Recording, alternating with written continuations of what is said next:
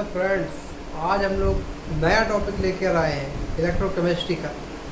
उसका नाम है इलेक्ट्रोड पोटेंशियल। हम लोग पहले लेक्चर में डैनियल सेल के बारे में पढ़ चुके थे, बहुत अच्छे से मैंने समझाया था, कोई बहुत कठिन नहीं था उसमें। जो जिसको भी कठिन लगा एक बार पिछला वीडियो हमारा ज़रूर देखें, उसके बाद हमें बताएं। और आज हम पढ़ेंगे इलेक्ट्रोड पोटेंशियल क्या होता है। इलेक्ट्रोड पोटेंशियल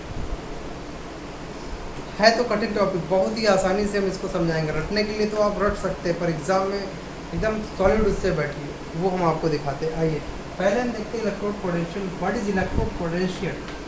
इलेक्ट्रोड पोटेंशियल क्या होता है?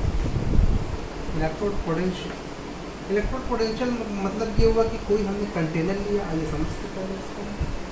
कोई कंटेनर में हमने मेटल इलेक्ट्रोलाइट्स मेटल आयंस ले लिया। इसमें इलेक्ट्रोलाइट कोई भी होगा, मेटल आयंस, ठीक है, मेटल आयंस। तो इसमें कोई हमने इलेक्ट्रोड गिफ्ट कर दिया। कौन सा इलेक्ट्रोड है? मेटल का इलेक्ट्रोड है, ठीक है। सेम प्रोसेस डैनियल सेल का ही है, इसमें कुछ अलग नहीं है। यहाँ पे जेडल का मान लिया, अगर जेडल का ले लिए, बात वही। क्या हुआ कि जब एक मेटल आयन का लिया तो एम ये जो है ऐसे रिलीज करेगा इलेक्ट्रॉन से। यहाँ पे क्या हो रहा है? ऑक्सीडाइज हो रहे हैं, जिसके कारण कि ये जब आएगा तो Mn प्लस के फॉर्म में टूटता जाएगा और पॉजिटिव, और इसके कारण जो इलेक्ट्रॉन्स हमने रिलीज किए वो इस पर इलेक्ट्रोड पे आ जाएंगे, ठीक है। जब इलेक्ट्रॉन निगेटिव चार्ज इलेक्ट्रोड तो और पॉजिटिव चार्ज इधर, तो हमने वहाँ पर पढ़ा क्या था डैनियल सेल में कि ये निगेटिव हाफ सेल बन जाएगा, ठीक है, हाफ सेल। एक नाम और इसका बताए थे कि निगेटिव की वजह से एनोड हुआ, एनोड हाफ सेल हो जाएगा, ठीक है। फिर एक नाम और इसका दिए थे, कौन सा? लेफ्ट में है तो इसका हो जाएगा लेफ्ट हाफ सेल हो जाएगा, ठीक है। फिर एक नाम और दिए थे इसका, और कौन सा नाम था? एनोड है तो एनोड पर क्या होता है? ऑक्सीडेशन होता है, तो यहाँ पे ऑक्सीडेशन हो जाएगा, ठीक है। तो मेटल जो ये पॉजिटिव चार्ज इधर आए और निगेटिव चार्ज जो इलेक्ट्रोड्स पर हमारे आए हैं, ये जो आपस में पकने की कोशिश करते हैं, ठीक है।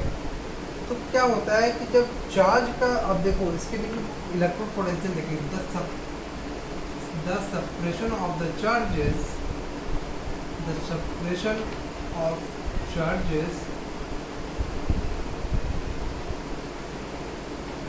इज डेवलप्ड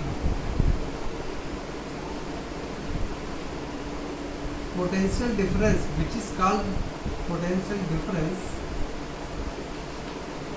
which is क्या भी कह सकते हैं as called as electrode potential. इसी को हम लोग इलेक्ट्रोड पोटेंशियल कहते हैं। और जो इलेक्ट्रोड पोटेंशियल कहते हैं, इसको रटने की जरूरत नहीं, बहुत आसानी से समझो, कोई दिक्कत नहीं इसमें, ठीक है। तो अब लिखेंगे इसकी परिभाषा, क्या लिखेंगे? डेफिनेशन लिखेंगे, द पोटेंशियल डिफरेंस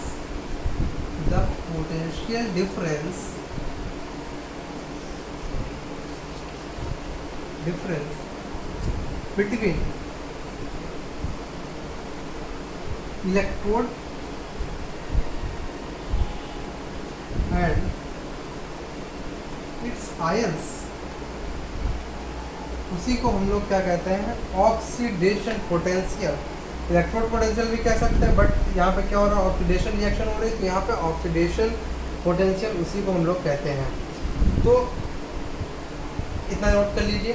फिर हम बताएंगे रिडक्शन पोटेंशियल क्या होता है। नोट हो गया होगा रिडक्शन पोटेंशियल का। देखेंगे व्हाट इज रिडक्शन पोटेंशियल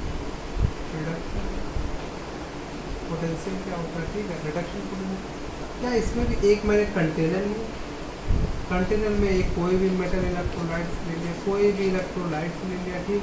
उसमें हमने एक इलेक्ट्रोड को डिप्ड मेटल इलेक्ट्रोड को जब डिप्ड किया तो उसमें हमने देखा था एक जो इसका डैनियल सेल में वहाँ पे कॉपर सल्फेट का सोल्यूशन लिया था, कॉपर की रॉड वहाँ पर डिप्ड की थी। यहाँ पर क्या होगा कि जो उसके इलेक्ट्रॉन्स कंडक्टिंग वायर के द्वारा वहाँ पर जो आ रहे थे, उसके कारण यहाँ पर क्या हो जाएगा कि पॉजिटिव चार्ज ये मतलब इसके जो पॉजिटिव चार्जेस देने लगेगा, और यहाँ पर positive charges spread out on the electrode and negative charges will be spread on the container. Simple है. सिंपली अगर हम mn में दिखाएं तो यहाँ पर क्या हो जाएगा कि इलेक्ट्रॉन जो रिलीज हो रहा है यहाँ पे आ जाएंगे और mn यहाँ पे. तो इसका हम लोग देखते हैं कि इसकी रिएक्शन होती है mn plus plus E minus Na minus बनता क्या है M. यहाँ पर क्या हो रहा है कि हम लोग देख रहे हैं. देखो बहुत सरल तरीका होता है कैसे हम लोग मालूम करें कि ऑक्सीडेशन हो रहा है कि रिडक्शन हो रहा है. तो देखते हैं वहाँ पर क्या हो रहा था. वहाँ पर M जो बन रहा था Mn प्लस बन रहा था और प्लस Ne माइनस. ठीक है. तो M इधर अगर M से क्या बन रहा था Mn प्लस. ठीक है. यहाँ पे M जीरो है. देखो पावर कंसिडर किया है अभी. और यहाँ पर N अगर जीरो से N मतलब बढ़ रहा है तो ऑक्सीडाइज हो रहा है. इसको फिर लिख देंगे ऑक्सीडेशन रिएक्शन. और यहाँ पर देखेंगे Mn प्लस जो है क्या हो रहा है M हो रहा है. यहाँ पे M जीरो. यहाँ पर क्या हो जाएगा रिड्यूस्ड हुआ यहाँ पे. तो ये रिडक्शन रिएक्शन कह सकते हैं या फिर रिडक्शन एक्सपोनेंशियल हम लोग निकालेंगे और रिएक्शन. तो ये जो निगेटिव चार्जेस हुए उसके द्वारा डिफरेंशियल हम लोग इसी पे लिखते हैं the potential difference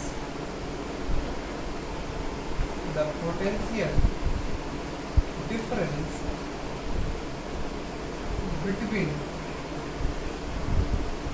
metal and it's ions. इसी को हम लोग रिडक्शन पोटेंशियल कहते हैं. एक इतनी बात क्लियर हुई. अब भाई बात आती है कि इनर्ट इलेक्ट्रोड्स क्या होते हैं. इनर्ट इलेक्ट्रोड कुछ नहीं, उसके बारे में हम ऐसे नहीं, हम ऐसे ही बता दे रहे हैं, लिख की कोई ज़रूरत नहीं. इनर्ट इलेक्ट्रोड ऐसे है जो सोल्यूशन में ना उतरे, कंटेनर में ना उतरे और ना ही उस जो इलेक्ट्रोड्स हैं ना ही इसमें कोई इलेक्ट्रॉन ना पॉजिटिव चार्ज ना नेगेटिव चिपके. हाँ, तो उसी को हम लोग इनर्ट इलेक्ट्रोड कहते हैं.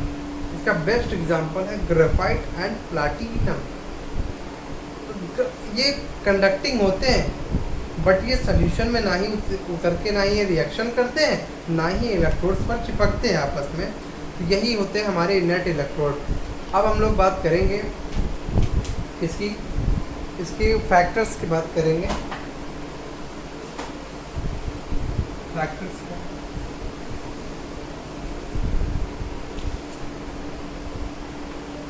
हेडिंग डालेंगे फैक्टर्स affecting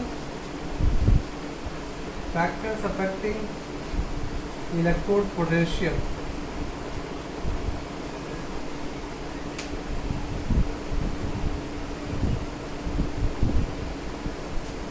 देखिए इलेक्ट्रोड पोटेंशियल पढ़ा दिया है. बहुत लगता होगा 2 लाइन की डिफिनीशन याद कर लेंगे हमें आ गया. ऐसा नहीं है, समझना भी बहुत ज़रूरी है. तो हम लोग देखेंगे अब फैक्टर्स कौन कौन से इसके इलेक्ट्रोड पोटेंशियल के. बहुत ही इंपॉर्टेंट है, इसके बीच से भी कोई क्वेश्चन अराइज हो जाता है बोर्ड में. तो अब देखेंगे फैक्टर्स अफेक्टिंग इलेक्ट्रोड पोटेंशियल क्या होता है. फैक्टर्स कौन कौन से अफेक्ट करेंगे. पहला फैक्टर है the nature of the ions. Nature of ions, sorry metal लिया था तो मैंने मेटल आयंस ना लिखा. हाँ metal ions, metal and it's ions. ठीक है. इसमें क्या होता है कि हम देखते हैं Zn से Zn 2+ और Fe से हम लोग जानते हैं Fe +2 2+ बनता है और एक Fe बनाता है हमारा Fe3+. ठीक है. तो भाई ये जब बनाता है तो इसका पोटेंशियल भी डिफरेंस होगा. पोटेंशियल तो डिफरेंट होगा ही ना. पोटेंशियल डिफरेंस कुछ ना कुछ तो होगा ही और सबका अलग अलग होगा. वही पोटेंशियल डिफरेंस हमारा इलेक्ट्रोड पोटेंशियल कहलाता है. ठीक है. अब इसमें क्या, इसको हम लोग क्या कहते हैं Fe2+ को हम लोग फेरस कह देते हैं और Fe3+ को हम लोग फेरिक कहते हैं. ठीक है. क्या कहते हैं बस यही बताया गया. अब दूसरा इसका बताया गया कि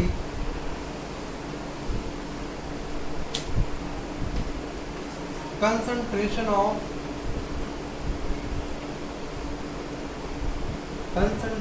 of ions. आयंस का कंसंट्रेशन किस प्रकार है.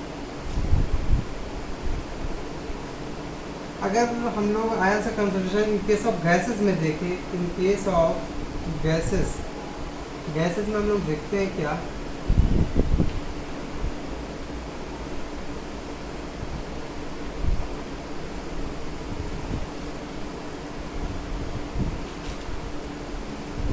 गैसेज में बहुत सी बुकों में लिखा होता है प्रेशर, बट हम लिख रहे हैं पार्शियल प्रेशर का यूज,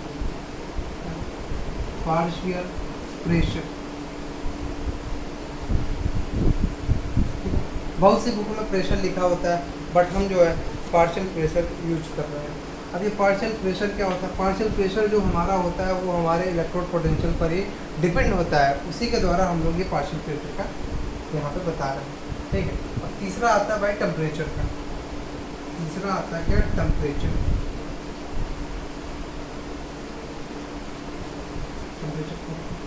भाई वहाँ पे जेडन फेरस था, फेरिक थी, सबका टेम्परेचर अलग अलग अरेंजमेंट है, जिस प्रकार से वो रिएक्ट कर रहे हैं उनका टेम्परेचर उसी प्रकार से होगा, ठीक है। वहाँ पर ये होगा। अब हम लोग बात करेंगे, नोट कर लिया होगा, पॉज करके नोट कर लीजिएगा। अब बात करेंगे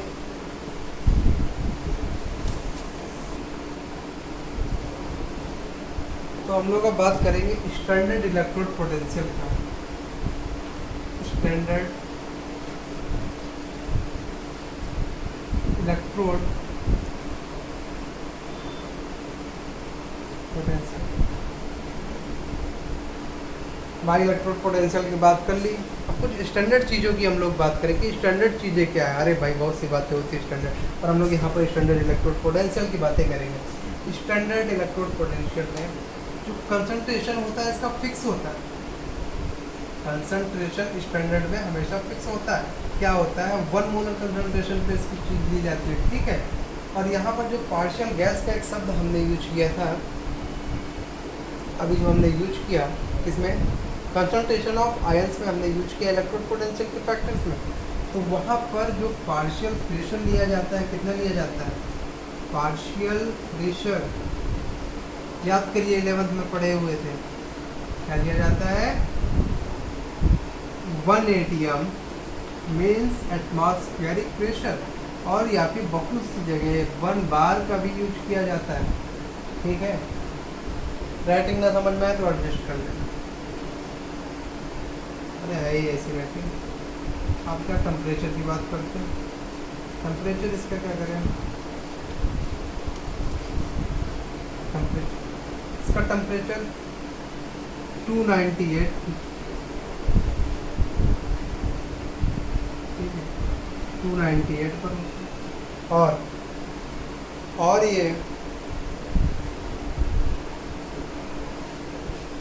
और ये रूम टेम्परेचर होता है इसका 25 डिग्री। इसका रूम टेम्परेचर इतना लिया जाता है। एक स्टैंडर्ड की बात की है मैंने। तो अब बात कर लेते हैं कि इसका नोटिफिकेशन कैसे हम लोग जानेंगे कि भाई ये स्टैंडर्ड है कि ये ऐसे है। इसका शॉर्ट नोट में हम लोग कैसे लिखेंगे? देखो, इलेक्ट्रोड पोटेंशियल को हम लोग क्या लिखते हैं? इलेक्ट्रोड पोटेंशियल है, उसको हम लोग कैसे लिखते हैं? इलेक्ट्रोड पोटेंशियल को हम लोग ई से लिखते हैं, ठीक है। अगर यहीं पे एक शब्द लगा दिया जाए स्टैंडर्ड इलेक्ट्रोड पोटेंशियल, उसको हम किस प्रकार लिखेंगे? उसको हम लोग लिखते हैं ई नॉट से, ठीक है, ई नॉट से लिखेंगे हैं। अब देखते हैं कि ऑक्सीडेशन जो रिएक्शन होती है इसमें कैसे ऑक्सीडेशन। सब हमने एम लिया था, Mn प्लस और प्लस Ni माइनस लिया था। इसको लिखेंगे किस प्रकार हम देखेंगे? जैसे हमें लिखा हुआ है इलेक्ट्रोड पोटेंशियल में, शॉर्ट नोट में हम कैसे लिखेंगे? ये रिएक्शन है तो E बताया था अभी आपको, M और Mn प्लस, ये इलेक्ट्रोड पोटेंशियल के लिए होगा। स्टैंडर्ड के लिए इसके लिख देंगे Ep, ठीक है। स्टैंडर्ड के लिए हम लिखेंगे E नॉट लगा देंगे। जहाँ पर ई नॉट वहाँ पर हमें स्टैंडर्ड निकालना होगा। क्या? Standard M L plus. और वो भी बताया था कि कैसे मालूम चलेगा ऑक्सीडेशन रिएक्शन है कि रिडक्शन रिएक्शन है। तो हम देख रहे हैं कि यहाँ पे 0 m की पावर, यहाँ पे n है, मतलब बढ़ रहा ऑक्सीडाइज हो रहा है, तो ऑक्सीडेशन रिएक्शन हुई यहाँ पर। अब हम लोग बात करते हैं कि रिडक्शन रिएक्शन क्या होती है और रिडक्शन में कैसे क्या होता है। भाई रिडक्शन में हमने लिख दिया, इसका नोटिफिकेशन कैसे लिखेंगे? रिडक्शन में जैसे हमने रिएक्शन ले लिया कोई, मान लिया y Nm प्लस, कुछ भी और अलग ले लेते नहीं, एक ही हो जाएगा y Nm प्लस, और ये हो जाएगा Ne माइनस, बन जाएगा y ठीक है भाई। ये यहाँ पर क्या होगा, यहाँ पर होगा वाई एन प्लस और वाई वन, ठीक है। बताया भी तक रिडक्शन कैसे जानेंगे, रिडक्शन यहाँ पे एन है, यहाँ पे जीरो है, मतलब क्या हो रहा, कम हो रहा, रिड्यूस हो रहा, तो यहाँ पर रिडक्शन रिएक्शन हुई। और यहाँ पर ई नॉट स्टैंडर्ड में कैसे लिखेंगे, ये हमारा हुआ क्या, ई पी इलेक्ट्रोड पोटेंशियल इस प्रकार लिखा जाता है। और स्टैंडर्ड इलेक्ट्रोड पोटेंशियल में हम ऐसे कर देंगे, और वाई एन प्लस और वाई, यही हमारा हो जाएगा क्या, स्टैंडर्ड इलेक्ट्रोड पोटेंशियल। भाई इतनी बात तो हो गई। अब बात करते क्या है कि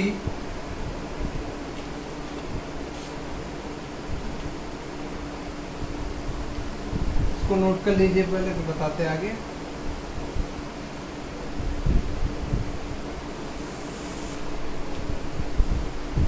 भाई ये कहानी सुनाते हैं, कहानी इसी से रिलेटेड है कि जो एक बंदा था, ठीक है, बंदा ना कह के एक आदमी था। ये भाई एक आदमी, मान लिया कोई एक आदमी, और यहाँ पर एक लड़की थी, ठीक है, और एक आदमी और था भाई। अरे आदमी ही है और कुछ नहीं, ये लड़की थी, ये भी कोई लड़का था, ये भी। इस लड़की ने इससे पूछा कि जेडन का इलेक्ट्रोड पोटेंशियल कितना होता है। तो इसने भाई ने कहा, भाई साहब ने, भाई जेडन का इलेक्ट्रोड पोटेंशियल होता है प्लस का 0.76। तो भाई ये लड़का भाई बहुत दूर रहता था, इससे भी पूछा इस बंदे ने, ये बताओ, इन्होंने कहा कि जेडन का इलेक्ट्रोड पोटेंशियल प्लस 0.6 होता है, अब तुम बताओ कितना होता है। तो इन्होंने भाई साहब ने कहा कि जेडन का इलेक्ट्रोड पोटेंशियल माइनस का 0.76 होता है, ठीक है। तो यार अब ये दिक्कत में पड़ गई, सोच यार अब क्या किया जाए, किसका सही। या एक टर्म आया IUPAC,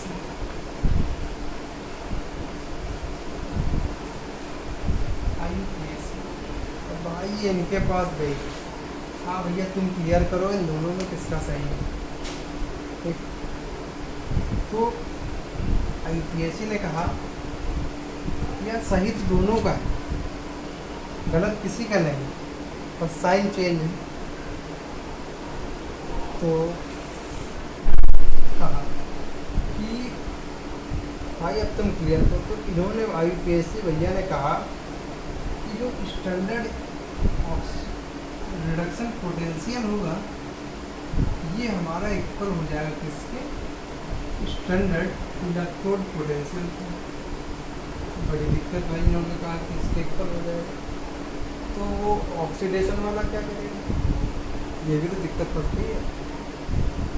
उन्होंने कहा कि standard oxidation reduction potential standard electrode potential के इक्वल हो जाएगा, मतलब रिडक्शन पोटेंशियल RP भी इक्वल हो रहा है इलेक्ट्रोड पोटेंशियल को, ठीक है। तो उन्होंने कहा कि बस साइन का फर्क है, कोई ऑक्सीडेशन करा रहा है तो कोई रिडक्शन करा रहा है।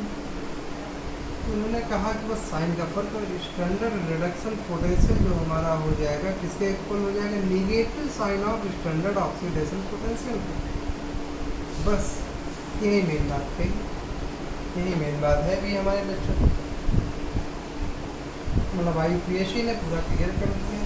बस कोई ऑक्सीडेशन कोई रिडक्शन है सही दोनों का, बस क्या हुआ कि जो स्टैंडर्ड रिडक्शन पोटेंशियल होगा हमारा स्टैंडर्ड इलेक्ट्रोड पोटेंशियल के इक्वल होगा, reduction potential is equal to the electrode potential, so reduction potential is equal to the negative sign of the standard oxidation potential.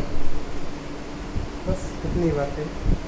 अगले टॉपिक में हम लोग EMF of the cell define करेंगे। Thank you.